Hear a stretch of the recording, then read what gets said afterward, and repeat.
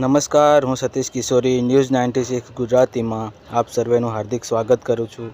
મિત્રો, તમે જાણતા જ હશો કે ગત સમયમાં રાજસ્થાનમાં કરણી સેનાના અધ્યક્ષ સુખદેવસિંહ ગોગામેડીની હત્યા થઈ ગઈ હતી. સુખદેવસિંહ ગોગામેડીની હત્યાની પૂરી જવાબદારી લોરેન્સ બિશ્નોઈએ લીધી અને તેની ચર્ચામાં ચાલી રહ્યો છે. ગોગામેડીના શૂટર એર હોસ્ટેસને ઘર રોકાયો એવું જાણવા મળ્યું છે. તેના ઘરમાંથી AK-47 નીતિન ફૌજીને 2 તુર્કીશ બંદૂક આપી હતી. હિસ્ટ્રી શીટર મહેન્દ્ર હથિયારો સાથે ફરાર થઈ ગયો છે. સુખદેવસિંહ ગોગામેડીની હત્યા કેસમાં હથિયારો સપ્લાય કરનાર એર હોસ્ટેસ સ્ટુડન્ટ પૂજા સૈની ઉર્ફે બત્રાની જયપુરથી ધરપકડ કરવામાં આવી છે. એ સમયે તપાસ દરમિયાન પૂજાના ઘરેથી AK-47 મળી આવ્યું હોવાની માહિતીએ સુરક્ષા એજન્સીઓની પણ ઊંઘ હરામ કરી દીધી અને તેની ધરપકડ કરાયેલી પૂજાનો હિસ્ટ્રી શીટર પતિ મહેન્દ્ર પોલીસ પહોંચે પહેલા જ હથિયારો સાથે ભાગીને ફરાર થઈ ગયો હતો. આરોપી પતિ પત્નીએ શૂટર નીતિન ફૌજીને લગભગ 1 અઠવાડિયા સુધી પોતાના ઘરે રાખ્યો હતો. ફૌજીએ મહેન્દ્ર પાસેના હથિયારોમાંથી 2 તુર્કીશ બનાવટની ગીઝાના પિસ્તોલ અને 2 મેગઝીન લીધા હતા. મહેન્દ્ર જ હત્યાકાંડના દિવસે શૂટરોને તેની કારમાં અજમેર રોડ પર લઈ ગયો હતો.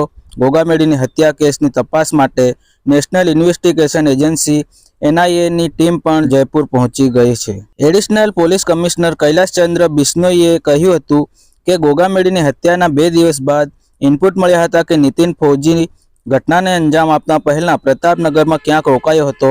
આ જગ્યાને શોધવા માટે એડિશનલ DCP રામસિંહ શેખાવત નેતૃત્વમાં એક વિશેષ ટીમ બનાવવામાં આવી હતી. આ જ ફ્લેટ હતો જેમાં પૂજા સૈની તેના પતિ મહેન્દ્ર ઉર્ફે સમીર સાથે 48 ઇન્કમટેક્સ કોલોની જગતપુરામાં ભાડાના ફ્લેટમાં રહે છે. આ ફ્લેટમાંથી એક AK-47નો પણ ફોટોગ્રાફ મળ્યો હતો જેનો રાજુ થેહતની હત્યા સાથે જોડી શકાય છે. પૂજાએ પોલીસને જણાવ્યું હતું કે 28 નવેમ્બરે જ હિસારથી ભાડે કરેલી ટેક્સી લઈને જયપુરના પ્રતાપનગર પહોંચ્યો હતો અને પૂજાના ફ્લેટમાં એક છોકરો અને એક છોકરી પણ ભાડેથી રહે છે. મહેન્દ્રે છોકરા છોકરીને બંનેને બીજા રૂમમાં શિફ્ટ કર્યા. નીતિન ફૌજી તેમના રૂમમાં રોકાયો. આ રૂમનો દરવાજો હંમેશા બંધ રહેતો. પૂજા નીતિન ફૌજી માટે જમવાનું બનાવતી હતી અને તેના રૂમમાંથી બહાર આવતો જ નહોતો. પૂજાએ કહ્યું કે તે આ ફ્લેટમાં તેના પતિ મહેન્દ્ર સાથે લગભગ 1.5 વર્ષ 5 ડિસેમ્બરે ઘટનાના દિવસે મહેન્દ્રએ અડધો ડઝનથી વધુ પિસ્તોલ અને મોટી માત્રામાં કારતૂસ બનાવી હતી. આ હથિયારોમાંથી નીતિન ફૌજીએ પોતાની પાસે 2 પિસ્તોલ અને 1 મેગઝીન રાખ્યા હતા. બીજા શૂટર માટે 1 પિસ્તોલ અને 2 મેગઝીન રાખવામાં આવ્યા હતા. પૂજાએ કહ્યું હતું કે મહેન્દ્રએ બંને શૂટર્સ માટે નીતિન ફૌજીને 50,000 રૂપિયાની નોટના 2 બંડલ આપ્યા હતા. આ પછી સવારે લગભગ 10 વાગ્યે મહેન્દ્ર તેને કારમાં નીતિન ફૌજીને અજમેર રોડ પર લઈ ગયો. શૂટર રોહિત રાઠોડ રોહિત ગોદારા પહેલેથી જ અહીં રાહ જોઈ રહ્યો હતો. મહેન્દ્રએ રોહિત રાઠોડને પોતાની કારમાં બેસાડ્યો. રોહિતને 1 પિસ્તોલ અને 2 મેગઝીન પણ આપવામાં આવ્યા હતા. 50,000 પણ આપ્યા હતા. ત્યારબાદ તેને બંનેને કારમાંથી નીચે ઉતારી બેસ્ટ ઓફ લક કહી ચાલ્યો ગયો હતો. પોલીસ તપાસ દરમિયાન મહેન્દ્રના ફ્લેટમાં તલાશી કરતા અનેક વાહનોની RC બુક, પાન કાર્ડ, આધાર કાર્ડ, મેમરી મળ્યા હતા. એક AK-47નો ફોટો પણ મળ્યો.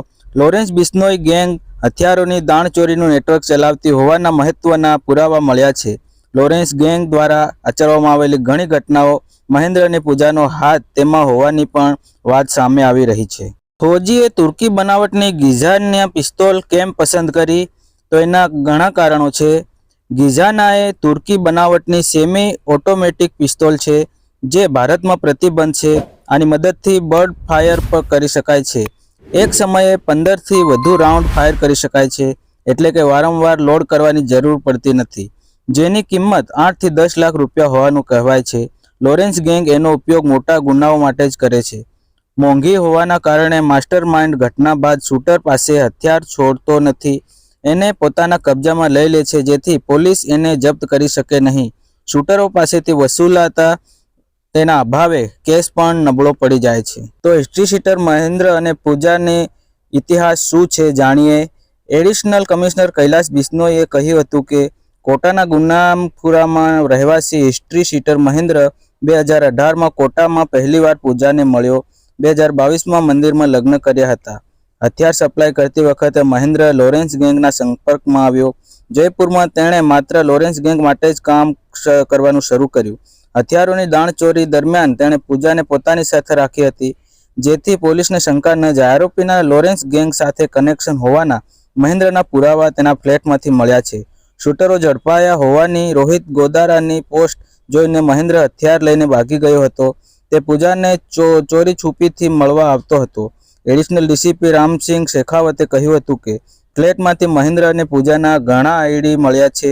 તપાસમાં જાણવા મળ્યું કે તે દરેક જગ્યાએ પોતાની ઓળખ બદલ કરી રાખતો હતો. તો મિત્રો, મને આશા છે કે તમે આ વિડીયોને જરૂરથી પસંદ કર્યો હશે. માટે લાઈક કરો, શેર કરો અને ચેનલને સબસ્ક્રાઇબ કરવાનું ના ભૂલતા અને બેલ આઇકન દબાવીને બધી નોટિફિકેશન ઓન કરી દેજો, જેથી કરીને અમારા દરેક વિડીયો તમારી સમક્ષ દરરોજ રજૂ થઈ શકે અને તમે નવી જાણકારી લઈ શકો. ત્યાં સુધી ધન્યવાદ. જય હિન્દ, જય ભારત.